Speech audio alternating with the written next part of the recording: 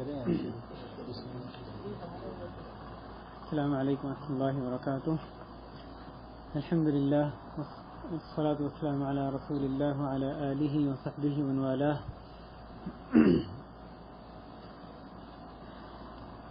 وکلوا واشربوا ولا تسرفوا انہ لا يحب المسرفین. محترم دینی بھائیو، ہم نے گزشتہ درس میں کھانے پینے کے آداب کے حوالے سے آغاز کیا تھا. اس کا پہلا حصہ تھا پچھلے درس میں. اسی کا دوسرا اور آخری حصہ آج اللہ کی توفیق سے ارادہ ہے کہ اس پہ بات کرنی ہے. کھانا پینا یقیناً اللہ تعالیٰ کی بہت بڑی نعمت ہے، اور اس کا مقصد ایک مسلمان کا اور ایک کافر کا فرق ہوتا ہے. یہ اس کے متعلق بھی گزشتہ میں بات ہوئی تھی. اللہ تعالیٰ نے ہمیں جو رزق دیا اس کی ایک واضح صورت کھانا پینا ہے. رزق میں ہر وہ چیز آتی ہے جو کہ اللہ تعالیٰ نے ہمیں عطا فرمائی، چاہے وہ ہماری ملکیت میں ہے یا نہیں ملکیت میں، چاہے وہ ہمارا پیسہ ہے یا صلاحیتیں ہیں، کھانا پینا ہے، کچھ بھی ہے. اس کے لیے ملکیت بھی کوئی لازمی چیز نہیں ہے. انسان کی بعض اوقات چیز ملکیت میں نہیں ہوتی لیکن اس سے فائدہ اٹھا رہا ہوتا ہے، تو وہ بھی اس کے رزق میں ہی آتی ہے. تو جو بھی اللہ تعالیٰ نے صحت دی، مال دیا، اولاد دی، پیسے دیے، سب چیزیں رزق کا حصہ ہیں. یقیناً کھانا پینا یہ بھی رزق کی ایک واضح صورت ہے. اس میں اس حوالے سے جو اسلام نے زندگی کے ہر گوشے میں ہمیں آداب سکھائے ہیں اور رہنے کا طریقہ ہمیں سکھایا، اسی میں کھانے پینے کے آداب بھی بڑے تفصیل کے ساتھ ہمیں احادیث میں بیان کیے گئے ہیں. بعض آداب قرآن مجید میں ہیں اور اکثر جو ہیں وہ احادیث میں ان کی عملی صورت بھی ہمیں نبی اکرم صلی اللہ علیہ وسلم کی سیرت طیبہ سے، صحابہ سے ان سے نظر آتی ہے. ہم نے گزشتہ جو درس تھا اس میں بعض آداب کا تذکرہ کیا تھا. پہلے ہم اسی کو جو پچھلی دفعہ شروع کی تھی، یعنی جس کتاب سے اس کا اقتباس یا اس کو بیس بنایا تھا، اس کو پہلے میں پورا کرتا ہوں. اور پھر ہم جو دوسری امام جو ایک اور آداب کی کتاب جو شہلول رحمہ اللہ ان کی آداب کی کتاب ہے، اس میں کا ایک خلاصہ، اس میں بعض آداب ایسے ہیں جو کہ اس میں ذکر نہیں کیے گئے، تو اس کا بھی ذکر کریں گے. جو سابقہ درس میں جہاں پہ بات ختم ہوئی تھی،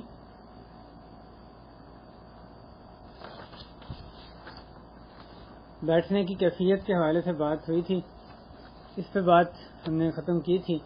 اس میں ایک بات یہ، یعنی بیٹھ کر کھانا اور اس میں جو ٹیک لگانے سے منع کیا گیا، لا آکل متکئا حدیث کا تذکرہ ہوا تھا. اور ٹیک لگانے کا معنی کیا ہے، اس طرح سے کہ آدمی متمکن ہو، پوری طرح جم کے بیٹھے. اس طریقے سے بیٹھ کر کھانا ہے، اس میں ضرورت سے زائد کھایا جاتا ہے. تو سنت جو طریقہ ہے اس طرح سے آدمی بیٹھے تو بقدر ضرورت صرف کھاتا ہے.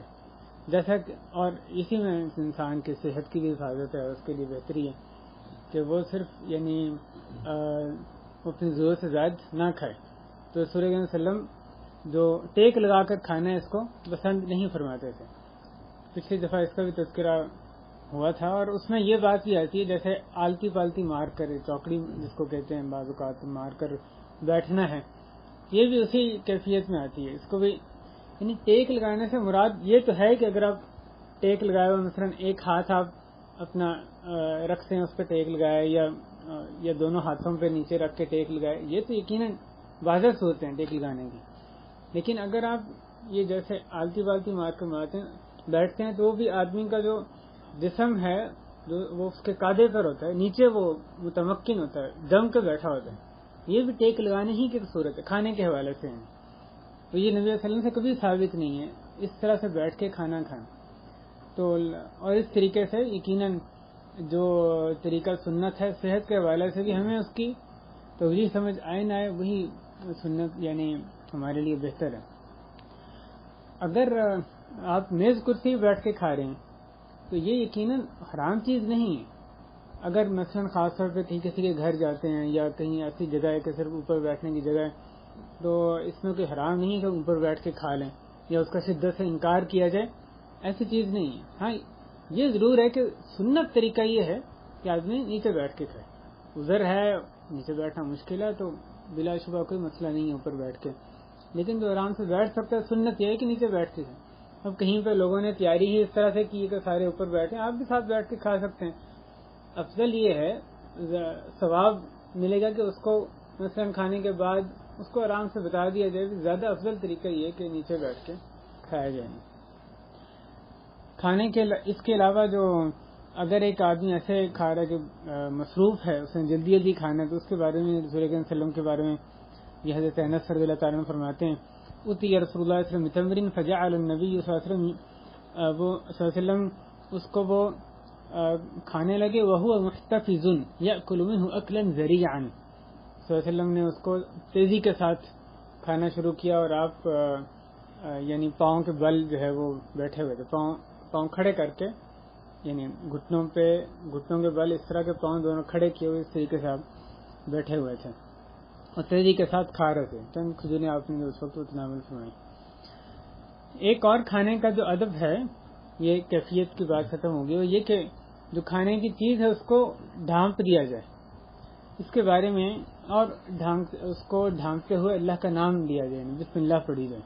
حضرت جابر رضی اللہ تعالیٰ عنہ فرماتے ہیں کہ رسول اللہ صلی اللہ علیہ وسلم نے فرمایا، اذا استجنح اللیل، جب رات چھا جائے تو پھر اپنے بچوں کو روک لو، کیونکہ شیاطین اس وقت پھیل جاتے ہیں، اور جب رات کا ایک رات کی گھڑی گزر جاتی تو پھر تم ان کو چھوڑ دو۔ پھر آگے فرمایا کہ اپنا دروازہ بند کرو اور اللہ کا اس پہ نام لو، پھر اپنا چراغ بند کرو اور اللہ کا نام لو، اور پینے کا جو مشکیزہ ہے اس کو بند کر دو اور اللہ کا نام لو، اور اپنا جو برتن ہے کھانے کا اس کو ڈھانپ دو اور اللہ کا نام لو۔ وَلَوْ تَعْرُضُ عَلَيْهِ شَيْئًا، چاہے تم اس پر کچھ بھی رکھ دو، یعنی اگر پورا ڈھانپنا لازمی نہیں، اگر اس پہ کچھ بھی رکھ دو لیکن ڈھانپ دو اس کو، کھانے کی چیز کو، اور بسم اللہ پڑھ کے ڈھانپ دو۔ تو یہ ایک ادب ہے جو کہ یعنی کھانے پینے کی جو حفاظت کے حوالے سے ہمیں یہ سکھایا گیا، جو متفق علیہ حدیث ہے۔ ایک اور ادب تواضع کے اعتبار سے کہ خادم کے ساتھ کھانا، حضرت ابو ہریرہ رضی اللہ تعالیٰ عنہ فرماتے ہیں کہ نبی کریم صلی اللہ علیہ وسلم نے فرمایا، اذا اتى احدكم خادمه بطعامه، کہ جب تم میں سے کسی کے پاس اس کا خادم اس کا کھانا لے کر آئے، فإن لم يجلسه معه فليناوله أكلة أو أكلتين، اگر وہ اس کو اپنے ساتھ نہ بھی بٹھائے تو اس کو ایک دو لقمے ضرور کھلا دے، اس میں سے وہ دے اس کو کھانے کو دے۔ کیوں؟ فإنه وليحره وعلاجه، کیونکہ اس نے اس کھانے کی جو حرارت ہے، اس میں جو محنت اس نے کی ہے، پکایا ہے، اب یقیناً اس کا بھی جی چاہ رہا ہے اس میں سے کھانے کو۔ ٹھیک ہے، اس نے آپ کا خادم ہے، آپ کے لیے بنایا ہے، لیکن اس کو پاس بٹھا کے کھلا لیں تو بھی اس میں آدمی کی شان کے خلاف نہیں ہونا چاہیے کہ خادم ساتھ بیٹھ رہے، اس میں کوئی شان کے خلاف نہیں بات ہونی۔ ساتھ نہ بھی بٹھاؤ، تھوڑا سا کھانا اس میں سے اس کو دے دو، کوئی ایک دو لقمے ہی اس کو چاہے تم دے دو۔ اسلام کی تعلیمات آپ دیکھیں کس طرح کی اعلیٰ جو ہے وہ یعنی اعلیٰ ترین تعلیمات ہے، متفق علیہ حدیث ہے۔ اگلا ادب کہ اگر نماز کا وقت ہو اور کھانا حاضر ہو جائے تو پھر کس کو یعنی پہلے کیا کام پہلے کیا جائے۔ حضرت انس بن مالک رضی اللہ تعالیٰ عنہ فرماتے ہیں کہ نبی کریم صلی اللہ علیہ وسلم نے فرمایا، اذا وضع العشاء واقیمت الصلاة فابدؤوا بالعشاء، کہ جب کھانا رکھ دیا جائے اور نماز کھڑی ہو جائے تو تم کھانے سے ابتدا کرو۔ یہ حدیث متفق علیہ ہے۔ اس کے بارے میں سمجھنا ضروری ہے، یعنی مزید جو اس کی وضاحت ہے جو علماء نے کی وہ یہ کہ اگر اس طرح کا اتفاق ہو جاتا ہے کہ کھانا اس وقت رکھ دیا گیا، کہ جب نماز کا وقت اس وقت کھانا رکھ دیا گیا، تو آپ اس وقت اگر نماز کے لیے جاتے ہیں تو دل جو ہے وہ کھانے کی طرف کھنچا رہے گا، نماز میں خشوع خراب ہوگا۔ وجہ یہ نہیں کہ کھانا نماز سے زیادہ اہم ہے، اس کو اس طرح نہیں بیان کیا جائے، بلکہ بات یہ کہ نماز میں خشوع انتہائی اہم ہے۔ تو نماز میں خشوع آپ کا خراب ہو کیونکہ کھانا رکھ دیا گیا، اس کی خوشبو آ رہی ہے جو کہ آدمی کا دل چاہ رہا ہے کھانے کو، اور دوسری طرف نماز کھڑی ہو گئی، تو نماز کا خشوع اتنا اہم ہے کہ وہ صلی اللہ علیہ وسلم نے کہا پہلے تم کھانا کھاؤ، پہلے کھانا کھانے کو فوقیت دو، پھر تم نماز پڑھ لو۔ تو اگر اس طرح کا اتفاق ہو جائے، کھانا رکھ دیا جائے اور نماز کھڑی ہو جائے، تو وہ ایسا کبھی اتفاق ہو جائے تو کھانا کھا سکتا ہے، نماز اس کے بعد پڑھے۔ لیکن آدمی کا خود طلب کرنا، اس کو پتہ ہے نماز کا وقت ہو گیا، وہ کہ کھانا لے کر آؤ، خود طلب کر رہے، یہ درست نہیں، دونوں میں فرق ہے۔ شیخ ابن باز رحمہ اللہ نے کھل کے مسئلہ اسی طرح ہی بیان کیا۔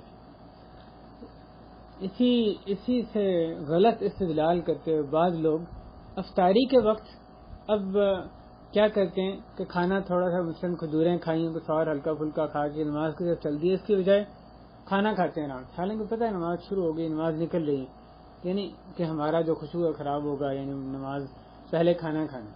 اب صلی اللہ علیہ وسلم کی سنت کیا تھی کہ کھجوریں کھاتے، پانی یا کچھ پانی کے گھونٹ لے لیتے، نماز کی طرف چل دیتے۔ آپ کا کیا خیال ہے؟ نبی کریم صلی اللہ علیہ وسلم اور ان کی جو ابتداء میں صحابہ کرام اس طرح کرتے تھے، کیا ان کو اس وقت بھوک نہیں ہوتی تھی؟ ان کا دل نہیں چاہ رہا ہوتا تھا کہ اور کھانا اس وقت کھایا جائے؟ اور یقیناً انہوں نے جو کام کیا ساری امت نے اسی کی اتباع کرنی ہے۔ لیکن سنت طریقہ یہی ہے بھئی نماز جلدی پڑھنی ہے، مغرب کی نماز کا وقت تھوڑا ہوتا ہے، جلدی پڑھنی ہے، تھوڑا سا کچھ کھا کے نماز کی طرف چل دیں، باقی بعد میں کھائیں، اتنے گھنٹے صبر کیا، تھوڑا سا اور صبر کر لیں۔ تو اس طرح سے پلاننگ کرنا، خود طلب کرنا، پلان کرنا کہ نہیں ہم افطاری کریں گے، دھیان سے افطاری کریں گے، نماز بعد میں پڑھیں گے، یا پتہ ہے نماز کھڑی ہو رہی ہے پھر بھی کھانا لے کر آؤ چاہے نماز نکل جائے، یہ غلط ہے۔ جس چیز کی اجازت ہے وہ کیا کہ کھانا حاضر ہو جائے، رکھ دیا جائے، بعض اوقات ایسا اتفاق ہو جائے اور نماز کھڑی ہو گئی تو وہ پھر کھانے کو ترجیح دے تاکہ نماز میں خشوع اس کا صحیح طرح قائم رہ سکے۔ اگلی بات، اگلا جو ادب ہے کہ اپنے تھال میں سے یا پلیٹ وغیرہ میں سے کس طرح سے کھائے۔ حضرت ابن عباس رضی اللہ تعالیٰ عنہما فرماتے ہیں کہ نبی کریم صلی اللہ علیہ وسلم نے فرمایا اذا اکل احدکم طعاما فلا یأکل من اعلی الصحفہ ولكن ليأكل من اسفلها فإن البرکۃ تنزل من اعلاها۔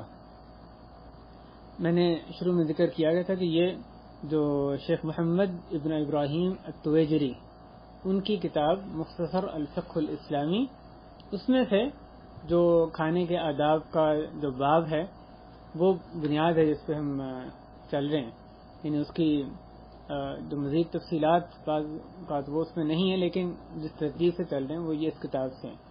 تو یہاں پر یہ جو اس کے بعد یہ جو لے کر آئے ہیں کہ تھال میں سے کس طرح سے کھایا جائے، اس حدیث میں حضرت ابن عباس کی جو روایت کردہ ہے رسول کریم صلی اللہ علیہ وسلم فرما رہے ہیں جب تم میں سے کوئی کھانا کھائے تو وہ صحفہ تھال کے اوپر سے نہ کھائے، بلکہ اس کو چاہیے کہ اس کے نیچے سے کھائے، من اسفلیہا، اس کے نیچے سے کھائے، اور دوسری روایت میں الفاظ ہیں کہ اس کے اطراف میں سے، نیچے سے مراد اس کے اطراف میں سے کھائے۔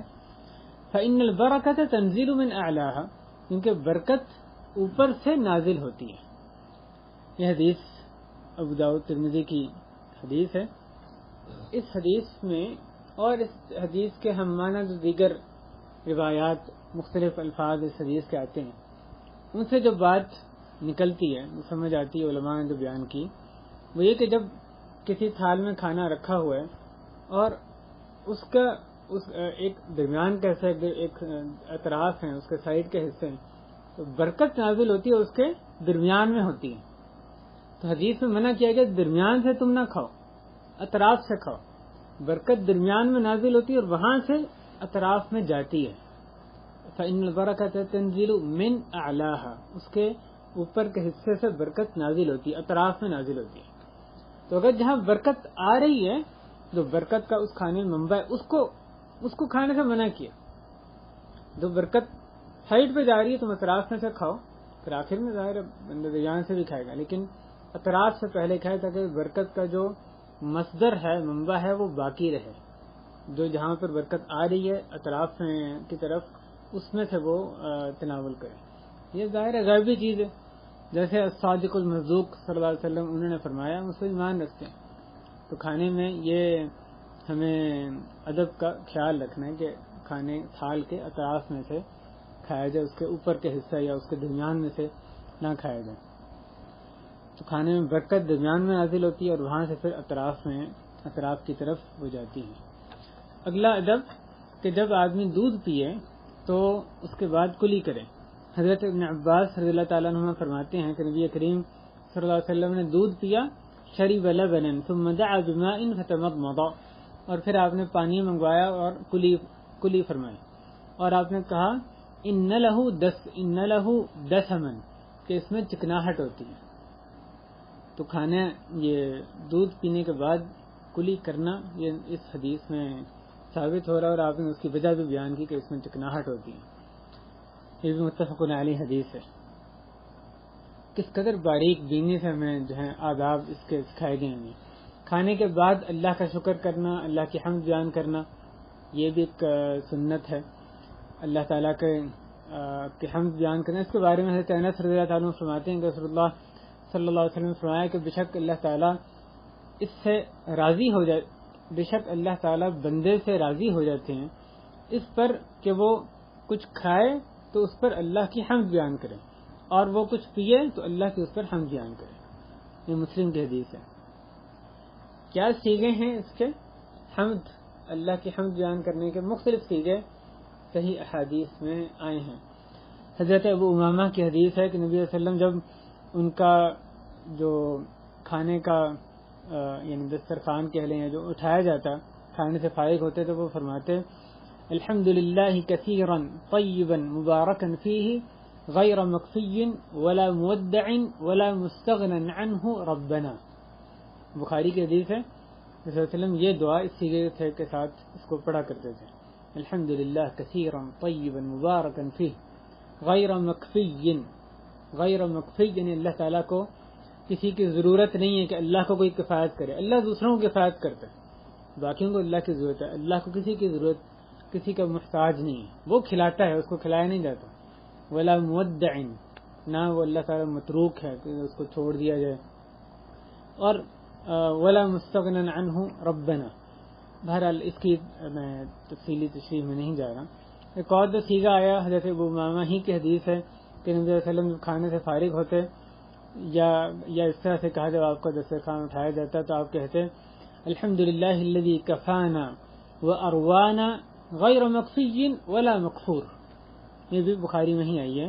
الحمد للہ الذی کفانا واروانا، اروانا کا مطلب کفانا ہمیں کفایت کی، اروانا ہمیں سیر کیا، غیر مکفی ولا مکفور. غیر مکفی کا پہلے ترجمہ گزر چکا ہے. مکفور یعنی جس کے ساتھ کفر کیا جائے، جس کا ناشکری جس کی جائے. ایک اور جو سیغہ آیا حضرت ابو ایوب انصاری رضی اللہ تعالیٰ عنہ ان کی حدیث میں ہے کہ نبی صلی اللہ علیہ وسلم جو کچھ کھاتے یا پیتے تو آپ فرماتے الحمد للہ الذی اطعم وسقى وسوغه وجعل له مخرجا. یہ ابو داؤد کی صحیح حدیث ہے. اس میں اور اسی طرح ایک اور سیغہ اللہم اطعمت واسقیت واغنیت واقنیت وہدیت واحییت فلک الحمد علی ما اعطیت. یہ مسند احمد میں آئی ہے. اور ایک اور سیغہ جو بہت ہی معروف ہے اس کے علاوہ جو صحیح حدیث میں آیا ہے الحمد للہ الذی اطعمنی ھذا ورزقنیہ من غیر حول منی ولا قوہ. یہ سیغہ بھی ثابت شدہ ہے اور بڑا معروف ہے. اور سنت یہ ہے کہ اگر ہم جانتے ہیں کہ اس طرح سے مختلف سیغے آئے ہیں جو آدمی یاد کر سکے، 1 2 3 جتنے اس کو دعائیں یاد ہوں، کبھی آپ دیکھ کے پڑھ لیں اس موقع پہ دعا، تو تب بھی کوئی قباحت نہیں ہے. لکھی ہوئی دعا ہو سامنے دیکھ کے پڑھ لیں، تھوڑی دیر میں آدمی کو پھر یاد ہونے لگ جاتی ہے. تو ان میں تنوع کرنا یعنی بجائے کہ ایک دعا ہی ہمیشہ پڑھتے رہیں، کبھی ایک دعا کبھی دوسری دعا، جیسے سلسلہ نے پڑھا، کبھی ایک سیغے سے حمد کی کبھی دوسرے سیغے سے حمد کی، تو یہ زیادہ اجر کا باعث ہے. اور اس میں اس سنت کا احیاء بھی ہے، یعنی بجائے سے کہ لوگوں میں پتہ لگ جائے کھانے کے بعد کتنا وسیع ہے، جو ثابت شدہ سیغے ہیں اس طرح سے ان کا احیاء بھی ہوتا ہے. جیسے صلی اللہ علیہ وسلم سے پڑھ کے صحابہ نے نقل کی ایک آدمی جب کھانے کے بعد کچھ آواز سے پڑھے گا، دوسرے لوگوں کو بھی پتہ چلے گا کہ یہ بھی سیگا سنت سے آیا۔ ایک سیگا جو کہ معروف ہے لیکن ضعیف حدیث ہے، میں مناسب سمجھتا ہوں اس کی طرف توجہ دلا دی جائے۔ الحمدللہ الذی اطعمنا وسقانا وجعلنا من المسلمین، یہ جس حدیث میں آیا اس کی سند ضعیف ہے، ماننا تو ٹھیک ہے اطعمنا وسقانا وجعلنا، لیکن اس کی سند ضعیف ہے، یہ سیگا ثابت شدہ نہیں ہے۔ جو ثابت شدہ سیگے ہیں ان میں سے کسی سے بھی حمد اللہ تعالیٰ کی تعریف بیان کریں تو یہ یعنی مطلوب ہے کھانے کے بعد۔ اگلا ادب کہ اگر کسی کے ہاں کھانا کھائیں تو جو میزبان ہے اس کے لیے دعا کرنا۔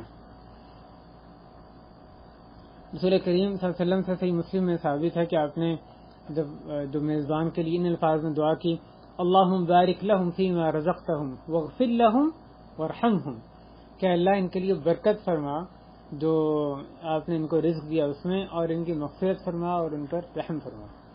تو یہ کتنی خوبصورت دعا ہے۔ ہم جہاں جب کبھی کھانا کسی کے ہاں کھائیں یا کوئی ہمیں کھانا لا کر دیتا ہے، پیش کرتا ہے، تو بجائے اس کو صرف یہ کہنا کہ تھینک یو یا شکریہ، اس میں کوئی حرج نہیں ہے، لیکن ساتھ جو ثابت شدہ حدیث میں الفاظ جو سکھائے گئے ہیں ان کے ذریعے دعا دیں تو پھر کیا ہی شاندار ہیں۔ ان الفاظ کو یاد کریں، ان کے ذریعے دعا دیں، اگر نہیں تو کم از کم وہ الفاظ اپنے زبان میں اس کو کہہ دیں۔ تو یہ ایک دعا آئی ہے، اور اس کے علاوہ ایک اور دعا، خوبصورت دعا جو صلی اللہ علیہ وسلم نے یعنی میزبان کو دی، حضرت انس کی حدیث میں ہے کہ نبی صلی اللہ علیہ وسلم حضرت سعد بن عبادہ کے پاس آئے، حضرت سعد خبز یعنی روٹی اور تیل لے کر آئے، آپ صلی اللہ علیہ وسلم نے اس میں سے تناول فرمایا اور ساتھ ان کو یہ دعا دی، افطر عندکم الصائمون، روزہ دار تمہارے پاس روزہ افطار کریں، وَأَكَلَ طَعَامَكُمُ الْأَبْرَارُ، اور تمہارا کھانا نیک لوگ کھائیں، وَصَلَّتْ عَلَيْكُمُ الْمَلَائِكَةُ، اور فرشتے تم پر درود بھیجیں۔ اللہ اکبر، کیا زبردست دعائیں، تین چیزوں کی دعا جو میزبان کو دی جا رہی ہے، کیا شاندار دعا ہے۔ پہلی بات روزے دار تمہارے پاس روزہ افطار کریں، دوسرا ہے کہ نیک لوگ تمہارا کھانا کھائیں، اور تیسرا یہ کہ فرشتے تم پر درود بھیجیں۔ یہ ابو داؤد ابن ماجہ کی حدیث ہے۔ اسی طرح ایک تیسری دعا یہ بھی ثابت ہے، اللہم اطعم من اطعمنی واسقی من سقانی، اللہم اطعم من اطعمنی واسقی من سقانی، کہ اللہ اس کو کھلا جس نے مجھے کھلایا اور اس کو پلا جس نے مجھے پلایا۔ یہ تین دعائیں ہیں جو ثابت شدہ حدیث میں آئی ہیں کہ نبی کریم صلی اللہ علیہ وسلم نے مختلف موقعوں پہ میزبان کو ان الفاظ میں میزبان کے لیے دعا فرمائی تھی۔ اور نبی صلی اللہ علیہ وسلم کا یہ طریقہ تھا کہ کسی کے یہاں کھانا کھاتے جب تک اس کے لیے دعا نہ کر لیتے آپ وہاں سے جاتے نہیں تھے۔ ہم اس آداب، اس کے بعد جو ایک اور بعض آداب جو کہ یعنی ایک دوسری کتاب شیخ شہلول کی ایک کافی ضخیم کتاب ہے آداب کی، اس میں سے صرف چند ایک آداب جن کا اس میں تذکرہ نہیں پہلے گزرا، ان کا بھی بڑا اختصار کے ساتھ میں یہاں پر تذکرہ کروں گا۔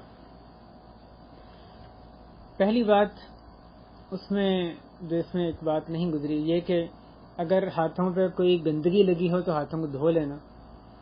اگر گندگی لگی ہے پھر یہ بات بہرحال سنت ہے کہ گندگی لگی ہے تو اس کو دور کر لینا تاکہ آدمی کو پھر نقصان نہ ہو، گندگی جو اس کے اندر نہ چلی جائے کھانے کے ذریعے سے۔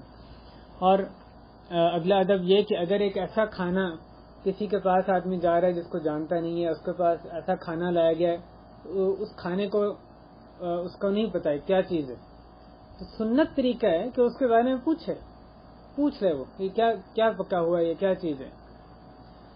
اس بارے میں آئیے دیکھتے ہیں جو دلیل ہے کہ اگر کھانے کی جو قسم ہے کھانا اس کے بارے میں معلوم نہ ہو تو اس کے بارے میں پوچھ لینا تاکہ دل کا اطمینان ہو جائے۔ نبی صلی اللہ علیہ وسلم کھانا نہیں کھایا کرتے تھے یا کم ہی کھایا کرتے تھے، حتیٰ کہ آپ کو اس کے بارے میں بتا دیا جاتا۔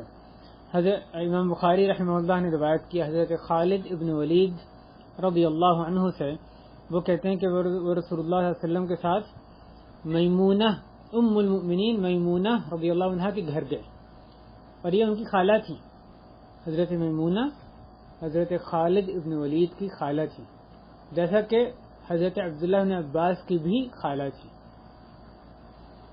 تو اپنی خالہ حضرت ام المؤمنین میمونہ کے گھر گئے تو انہوں نے دیکھا کہ ان کے ہاں ضب رکھا ہوا ہے، ضب گوہ، صحرائی جانور ہے گوہ، وہ رکھا ہوا ہے بھنا ہوا۔ تو حضرت میمونہ نے وہ جو ضب تھا وہ حضرت میمونہ کی جو بہن حفیدہ بنت الحارث انہوں نے ان کو دیا تھا، نجد سے وہ لے کر آئی تھیں۔ تو وہ آگے فرماتے ہیں، حضرت خالد بن ولید کہتے ہیں کہ میری خالہ حضرت میمونہ نے جو ضب گوہ تھا وہ نبی کریم صلی اللہ علیہ وسلم کے سامنے پیش کیا، اور پھر وہ کہتے ہیں جو ہمارے سبق سے متعلق بات ہے، وَكَانَ قَلَّمَا يُقَدِّمُ يَدَهُ لِطَعَامٍ حَتَّى يُحَدَّثَ بِهِ وَيُسَمَّى لَهُ، کہ نبی صلی اللہ علیہ وسلم کم ہی کسی کھانے کی طرف ہاتھ بڑھاتے تھے حتیٰ کہ ان کو اس کے بارے میں بتا دیا جاتا یا اس کا نام لے دیا جاتا۔ اور اس کے بعد وہ کہتے ہیں کہ رسول اللہ علیہ وسلم نے اپنا ہاتھ ضب کی طرف بڑھایا تو ایک جو خواتین جو وہاں پر موجود تھیں ان میں سے ایک خاتون نے کہا کہ تم رسول اللہ علیہ وسلم کو بتاؤ کہ جو تم نے ان کو جو پیش کیا ہے وہ ضب ہے یا رسول اللہ۔ جب صلی اللہ علیہ وسلم کو یہ معلوم ہوا تو فرفع یدہ عن الضب، تو رسول اللہ علیہ وسلم نے اپنے ہاتھ گوشت سے اٹھا لیا، اس کے گوشت سے اٹھا لیا۔ حضرت خالد بن ولید نے دریافت کیا کہ کیا یا رسول اللہ کیا ضب حرام ہے؟ آپ نے فرمایا نہیں، ولیکن لم یکن بارض قومی فاجدنی اعافہ، لیکن یہ میری قوم کی زمین پر نہیں تھا تو میں پاتا ہوں کہ میرا نفس اس سے کھنچتا ہے، یعنی اس سے دور جاتا ہے، میری طبیعت اس کی طرف مائل نہیں ہوتی، اجدنی اعافہ۔ تو حضرت خالد کہتے ہیں کہ میں نے اس کو توڑا، اس کو میں کھایا اور رسول اللہ علیہ وسلم میری طرف دیکھ رہے تھے، اور رسول اللہ علیہ وسلم کے سامنے دیکھتے ہوئے حضرت خالد بن ولید اس کو کھا رہے، اس کو تناول فرما رہے تھے۔ یہ بخاری اور مسلم کی حدیث ہے۔ اس میں علماء نے کہا کہ رسول اللہ علیہ وسلم کیوں پوچھتے تھے، تاکہ جو ایسی چیز جس سے کہ طبیعت ان کی مائل جس کی طرف نہیں ہے، اگر ایسا کھانا ہے، یعنی اس سے یہ بھی پتہ چلتا ہے کہ یہ لازمی نہیں کہ اگر ایک حلال چیز ہے، صلی اللہ علیہ وسلم نے واضح وضاحت فرمائی حلال ہے، تو لازماً آدمی کی طبیعت کرے اس کو کھانے کو۔ اگر اس کی طبیعت نہیں ہے تو اس میں کوئی مذائقہ نہیں تو اس کو چھوڑ دے۔ حلال حرام اپنی جگہ، حلال کے دائرے میں ایک چیز کو طبیعت نہیں کر رہی تو صرف اس بنیاد پہ وہ چھوڑ سکتا ہے اس کو۔ تو صلی اللہ علیہ وسلم یا اس وجہ سے پوچھا کرتے تھے، یا یہ بھی ایک وجہ ہو سکتی ہے کہ حرام حلال کی تمیز، یعنی یہ اطمینان کرنے کے لیے کہ کھانا جو ہے وہ حلال ہے، ہو سکتا ہے اس لیے بھی سوال کیا کرتے ہیں۔ بہرحال جہاں نہ پتا ہو وہاں پہ سوال کرنا سنت سے ثابت ہے۔ ایک اور ادب کھانے کا یہ ہے کہ جب کھانا پیش کیا جائے تو اس کو کھانے میں جلدی کی جائے، دیر نہ، خام خواہ آدمی کھانے میں دیر نہ کرے۔ جب مثلا میزبان کی طرف سے کھانا جو ہے پیش کیا گیا، کیونکہ مہمان کی کرم نوازی اس میں ہوتی ہے کہ کھانا جلدی، اس کو کچھ جو بھی کھانا یا کھانے کی چیز پینے کی چیز اس کو جلدی پیش کی جائے۔ جب مہمان آیا تو اس میں دیر نہ لگائی، اور مہمان کی طرف سے میزبان کی کرم نوازی اس میں کہ جب اس نے کھانا پیش کر دیا اب اس کو لینے میں تاخیر نہ کرے، کیونکہ اس سے اس کا دل دکھتا ہے اور کبھی جو برے خیالات اس کو آنے لگتے ہیں۔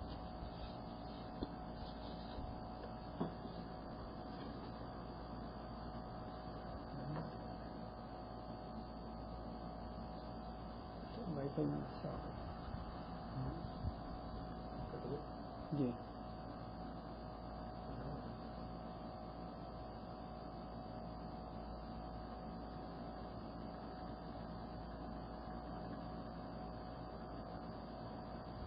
اچھا، یہ تو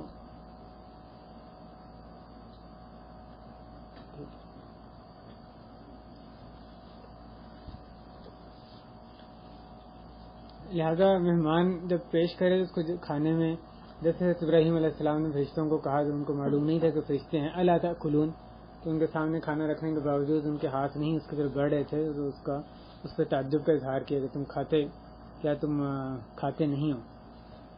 ایک اور چیز جو کہ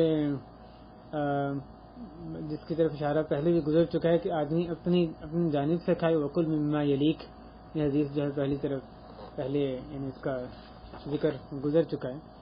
اور اس میں علماء نے کہا کہ اگر وہ اس میں زیادہ چیزیں پڑی ہوئی ہیں یعنی کل مما یلیک اپنی طرف سے کھاؤ، لیکن اگر ایک پلیٹ میں تھال میں ایک سے زیادہ قسم کے کھانے ہیں، اب دوسری قسم کا کھانا دوسری طرف ہے، تو پھر حرج نہیں ہے کہ آپ جو آپ کے دوسری طرف کا کھانا ہے اس کو آپ لے لیں. ایک اور ادب کھانے کے بعد ہاتھ دھونا. اس میں جو جیسے تحفۃ الاحوذی میں جو ترمذی کی شرح اس میں لکھا گیا کہ سنت یہ ہے کہ کھانے کے بعد ہاتھ دھویا جائے. اگر صرف ہاتھ دھو لیں بغیر کسی اور چیز کے تب بھی سنت پوری ہو جاتی. لیکن اگر آدمی کوئی صابن وغیرہ کوئی اور ایسی چیز استعمال کرتا ہے، خاص طور پہ اگر چکنائی وغیرہ ہے، تو اس میں زیادہ وہ پھر یعنی ٹھیک ہے، بہتر ہے. اسی طرح کھانے کے بعد خاص طور پہ اگر نماز پڑھنی ہو کھانے کے بعد تو اس سے پہلے کلی کرنا، یہ نبی صلی اللہ علیہ وسلم سے ثابت ہے.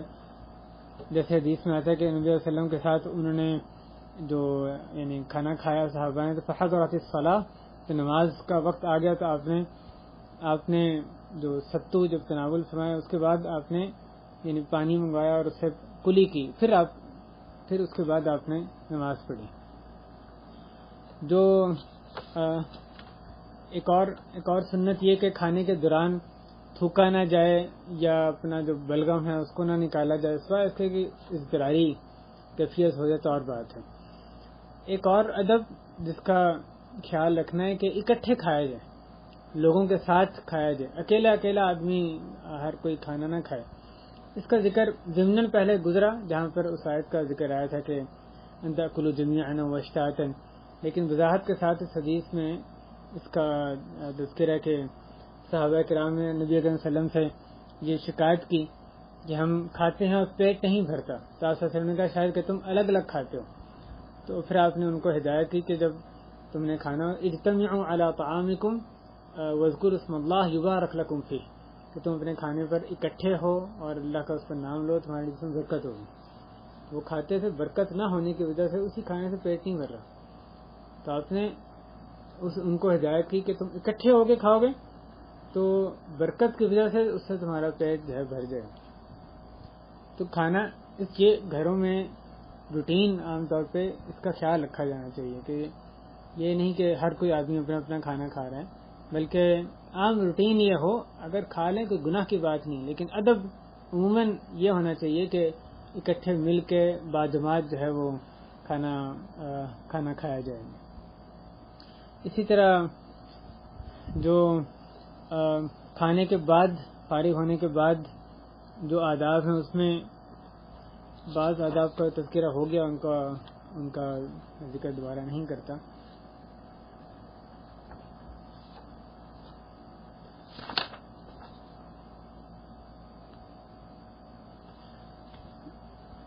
ایک جو الفاظ یہ کھانے کے بعد کے مختلف جو الفاظ ہیں اس میں آئے ہیں، اس کو بھی ہم چھوڑتے ہیں، پہلے اس کا ذکر گزر چکا ہے. تو کھانے کے آداب کے حوالے سے یہی بعض چیزیں تھیں جن کا یہ آداب میں نہیں ذکر کیا گیا. اس کے علاوہ حدیث میں ہمیں ایک کھانے کو عبرت کے طور پہ یعنی اس سے ایک سبق پکڑنے کا ایک حدیث میں ذکر آیا کہ ضرب اللہ طعام ابن آدم مثلا، ضرب اللہ طعام ابن آدم مثلا للدنیا، اور کما قال کہ اللہ تعالیٰ نے ابن آدم کا جو کھانا ہے اس کو دنیا کے لیے مثال کے طور پہ بیان فرمایا. وَإِن قَزَّحَهُ وَمَلَّحَهُ، چاہے اس پہ جتنے بھی مرچ نمک مسالے ڈالیں. فانظر الی ما یصیر، تم دیکھو وہ بعد میں کیا بن جاتا ہے. صلی اللہ علیہ وسلم نے کھانے کی مثال دے کے دنیا کی حقیقت کو واضح فرمایا کہ اللہ تعالیٰ نے کھانے کو بطور مثال بیان کیا دنیا کے لیے. ابن آدم کا جو کھانا ہے اس پہ جتنا مرمہ کاری کرے، اچھا دیکھنے میں بہت اچھا لگ رہا ہے، نمک مرچ مسالے جو بھی اس پہ ڈالیں. وَإِن قَزَّحَهُ وَمَلَّحَهُ، ملح جانتے ہیں نمک، جیسے اس کو اچھا ٹیسٹی بنا لیں. فانظر الی ما یصیر، دیکھو بعد میں کیا بن جاتا ہے. اس کو آدمی کھاتا ہے پھر بعد میں کیا اس کی صورت بنتی ہے. اس طرح سے دنیا اس کی سب زیب و زینت جو ہے وہ ختم ہو کے بعد میں اسی طرح ہی وہ بے بکت اور وہ حیثیت اس کی ہوگی جو کہ کھانے کی بعد میں ہوتی ہے. بہرحال جو کھانے کے آداب ہیں ان کی پاسداری کرنا، سنت کے مطابق کھانا اسی کے مطابق اپنے باقی زندگی میں آداب کا خیال رکھنا، اسی میں ہمارے لیے یقیناً ہماری فلاح ہے۔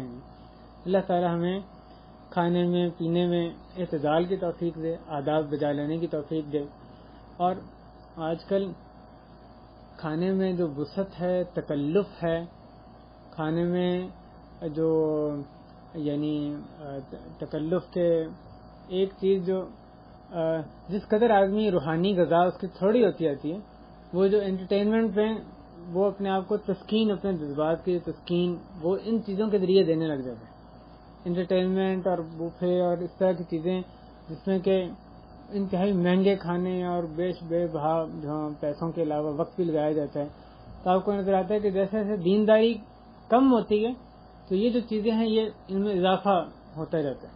ہمیں چاہیے کہ اعتدال پہ قائم رہیں، ایک تو خرچ کرنے میں اعتدال ہو، کھانا خریدنے میں جو پیسے خرچ کر رہے ہیں اس میں اعتدال ہو، دوسرا اس پہ جو وقت صرف کر رہے ہیں اس میں اعتدال ہونا چاہیے، جو اس میں تکلف ہے اس کو چھوڑ دیں، سادگی اختیار کریں، جو مل گیا کھائیں، تو اسی میں ہی ہمارے لیے یعنی بہتری ہے۔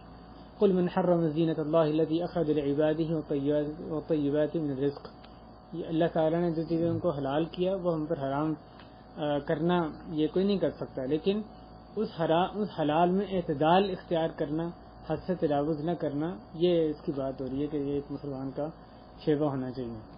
اسی پر اتفاق کرتے ہیں، اللہ تعالیٰ ہمارا کھانا پینا جو ہے اس کا مقصد صحیح فرمائے، اور دنیا لا تجعل الدنیا اکبر ہمنا، دنیا کو بڑا مقصد نہ بنائے، بلکہ ان ساری جو دنیا کی نعمتیں ہیں ان کو آخرت کے لیے زاد راہ استعمال کرنے، زاد راہ جمع کرنے کا وسیلہ ہمیں بنانے کی توفیق عطا فرمائے۔ اے اللہ ہمیں بیٹھنا ہمارا مبارک فرمائے، اس مجلس کو مبارک بنا، قرآن و حدیث کی فہم عطا فرما، اس کے مطابق پوری زندگی گزارنے کی توفیق عطا فرما۔ اے اللہ ہمارے اہل و عیال پر، ہم سب پر رحم فرما۔ اے اللہ ہمیں دیندار بنا دے، ہمارے گھروں سے بے دینی کا خاتمہ فرما دے۔ اے اللہ اس وبا کو دور فرما دے، ہم سب کو صحت عطا فرما۔ جو ہمارے رشتہ دار احباب بیمار ہیں اور بہت بڑی تعداد میں بیمار ہیں، اللہ ان کو شفا یاب فرما، ان کی بیماری کو صحت اور عافیت کے ساتھ تبدیل فرما دے۔ اے اللہ ہم سب کی بھی تمام جو بیماریاں ہیں، خاص طور پہ جو موذی بیماریاں، وبائی بیماریاں، اللہ ان سے ہمیں محفوظ فرما، صحت، عافیت، تونگری والی زندگی ہمیں عطا فرما۔ صلی اللہ وسلم وبارک علی نبینا محمد وعلی آلہ وصحابہ اجمعین، الحمد للہ رب العالمین۔